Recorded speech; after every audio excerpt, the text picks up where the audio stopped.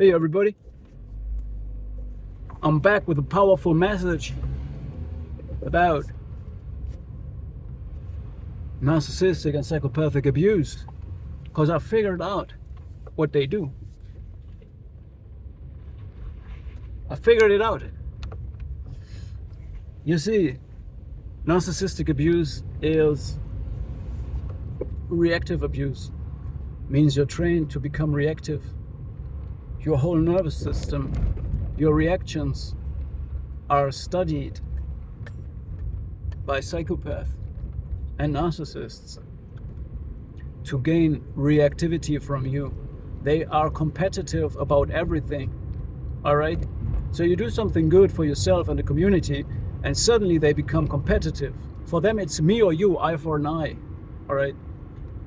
And it looks ridiculous. It looks ridiculous when they start competing with you, even though there is no competition. But that's how it starts. It starts ridiculous until it's not funny anymore, okay? And you need to understand you're in a shared fantasy. You're inside a cult, all right? And they get validation inside the cult. So what they do is, the narcissist acts out dysfunctional behavior, and inside the cult, it is validated and celebrated as glorious dysfunction. This is great. Being evil is great. Being impotent is great. Being filthy is great. You know, they get rewarded for it. They sense a certain form of almost erotic, actual excitement from it, all right? It's like filth, it's like excitement out of filthy behavior, all right?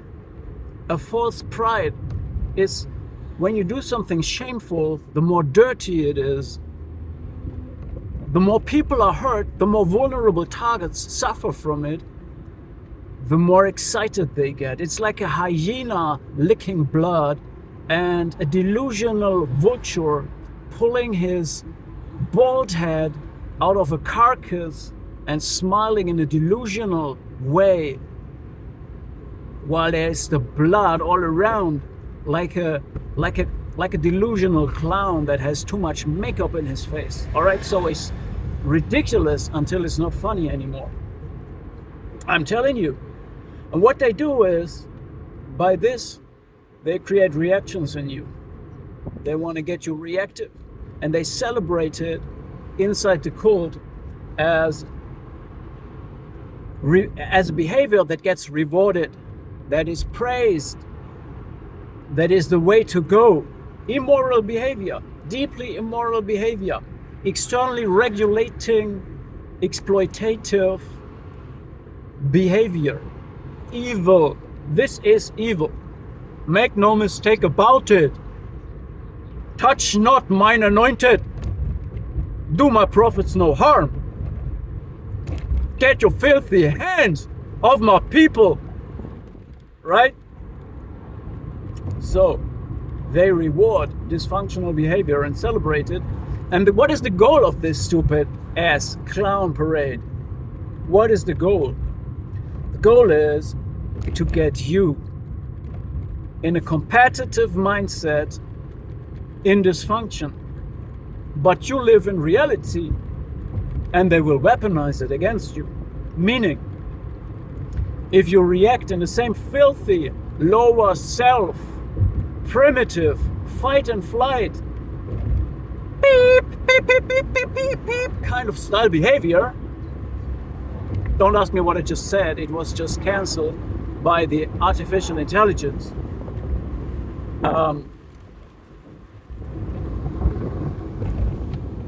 You live in reality, and when you react in the same behavior style, then they will weaponize it against you, and they have prepared the smear campaign, a wrong narration. You know, psychopaths use narrative control, not only gaslighting, but narrative control. And then they say, look, we told you, he's the dysfunctional one. Look what he's aggressive. That's like you attack a country, and then you tell the country, when it wants to defend itself, oh, we need complete surrender from you, and we don't accept your aggression. It's just self-defense, what you do, all right? And brothers and sisters, I'm telling you, the truth, that's the only problem with me. The only problem is I always say the truth. And I tell you what, the truth has a lot of penetrative power. The truth is unstoppable. That's the only problem with me. I always see the truth.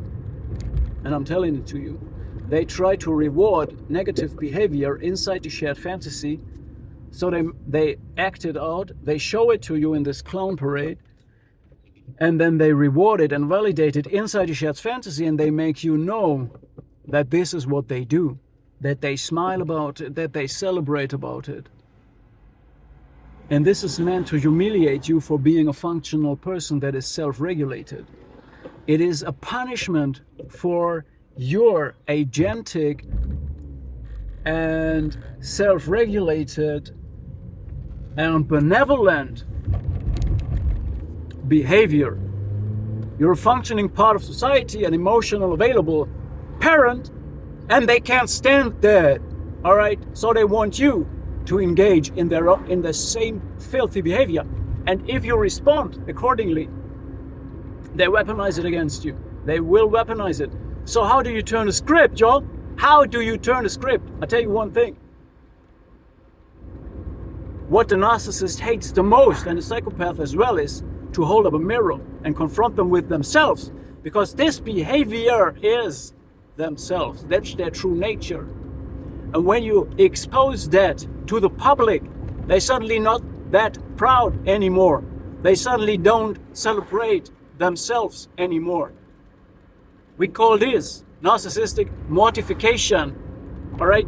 If you confront the narcissist with what he is, all right? And may I tell you something right now, real thing, bomba clot. How you turn a script? When you hold a mirror, you turn a script because you live in reality, meaning you have no shared fantasy space around you. You don't have dysfunctional clowns around you, enablers, or coerced vulnerable targets that are coerced to validate the fantasy, because the children are afraid to speak the truth in front of dysregulated, dysfunctional clowns, impotent clowns that play out a display of impotence that is celebrated and validated inside a shared fantasy.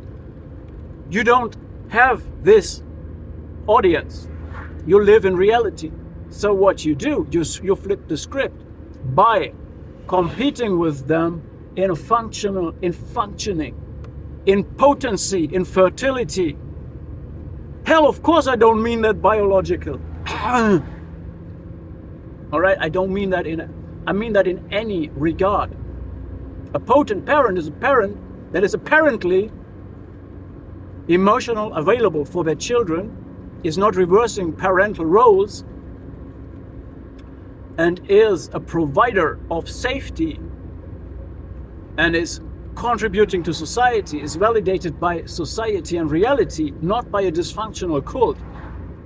You understand me now? You flip the script by holding the mirror and showing them that their behavior is their behavior and their identity is not you. You not compete with that. You have everything to lose. They have nothing to lose. They are what they are. So why should you compete with them, right? And what you do is you compete in functioning, self-regulated, calm behavior. Not like me, screaming inside of a mobile phone. Bro, no, you stay calm. All right, you're leaning back. All right, you're leaning back, you're calming down a little bit, because you're living in truth. Truth can't be stopped. Truth does not need a first strike mentality. Truth knows it has a second strike capability and does not even need to strike in the same covertous way. Truth persists, needs no maintenance, only lies, only a narration that is adapted to the situation and to each person is a little bit modified. Only this needs narration because it's a false narration. This needs maintenance. I mean, the truth does not change. The truth is simple. It needs no maintenance. Lies are complicated. Lies need a lot of energy. Lies need maintenance. So you can chill, lean back, take your time, let the dysfunction show, let it surface, let it leak through the cracks. It reveals itself. Other people won't believe you until it's not funny anymore and they see it with their own eyes. And that's the time you can tell your story.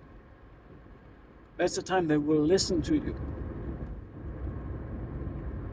And you flip the script by competing and functioning.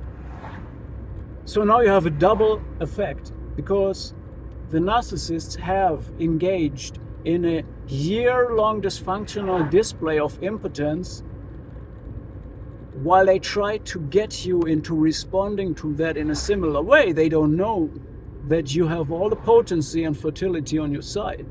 They don't understand that, or they kind of, I don't know what the plan is in fact. I don't know their strategic paper. I don't know their intelligence service, their secret service of the narcissist. I don't know where they get their information and strategy from. Not from me, I don't know. I don't know who informs them, who gives them out these strategies of self-defeating mechanisms. I don't know.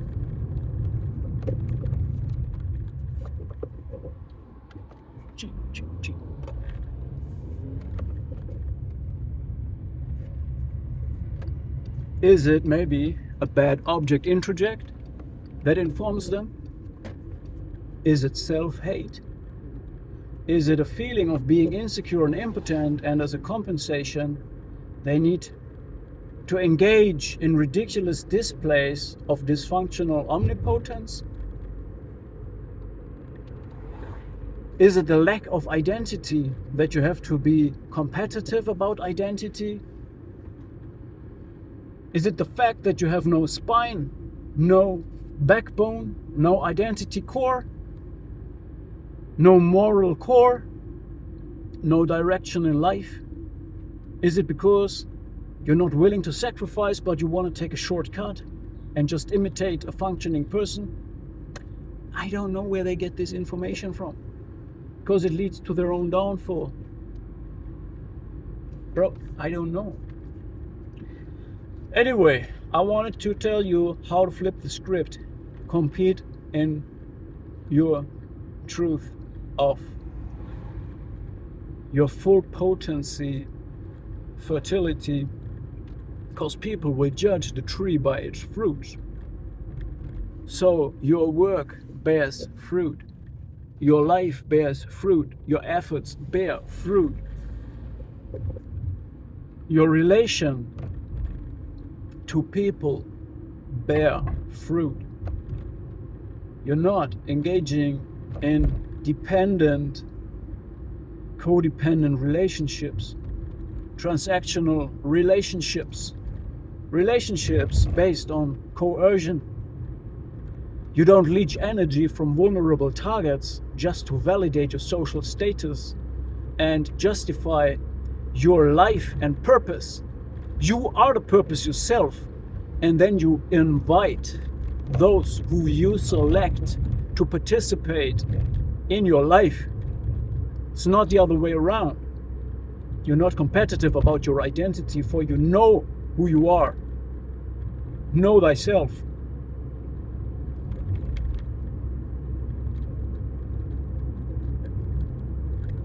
Glory be to God.